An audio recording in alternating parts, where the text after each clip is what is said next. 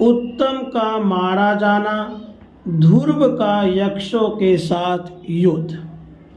श्री मैत्रेय जी कहते हैं, विदुर जी, ध्रुव ने प्रजापति शिशुमार की पुत्री भरमी के साथ विवाह किया। उससे उनके कल्प और वत्सर नाम के 2 पुत्र हुए। महाबली ध्रुव की दूसरी स्त्री वायुपुत्री इला थी।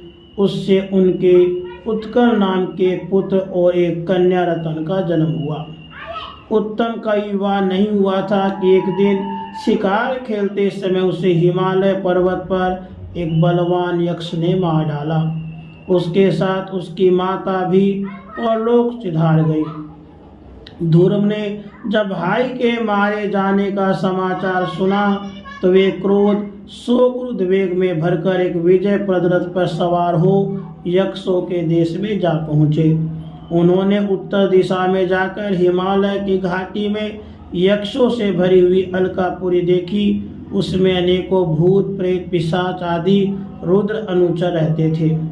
विदुर जी वहां पहुंचकर महाबाहु ध्रुव ने अपना शंख बजाया। संपूर्ण आकाश को दिशाओं को गूंजा दिया। उस शंख ध्वनि से यक्ष पत्नियां बहुत ही डर गई। उनकी आंखें भय से कातर हो उठी।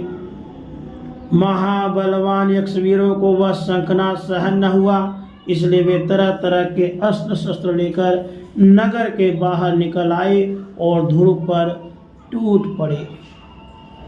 ध्रुव जी ने अपने दिव्य धनुष के टंकार करके शत्रुओं के दिल दहला दिए और प्रचंड बाणों की वर्षा करके उनके अस्त्र शस्त्रों को इस प्रकार छिन्न भिन्न कर दिया जैसे आंधी बादलों को तितर बितर कर देती है।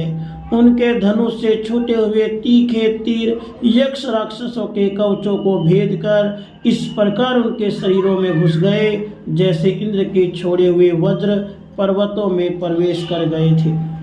विदुर जी, महाराज ध्रुव के बाणों से कटे हुए यक्षों के सुंदर कुंडल मंडित मस्तकों से, सुनहरी ताल वृक्ष के समान जांघों से, वलय विभूषित बाहुओं से, हार भुजबंध मुकुट और बहुमूल्य पगड़ियों से पटी हुई वह वीरों के मन को लुभाने वाली समर भूमि बड़ी शोभा पा रही थी। जो यक्ष किसी प्रकार जीवित बचे वे क्षत्रिय पर्वत ध्रुव जी के बाणों से प्रायः अंग भंग छिन्न भिन्न हो जाने के कारण युद्ध क्रीड़ा में सिंह से परास्त हुए गजराज के समान मैदान छोड़कर भाग गए। राधे कृष्ण।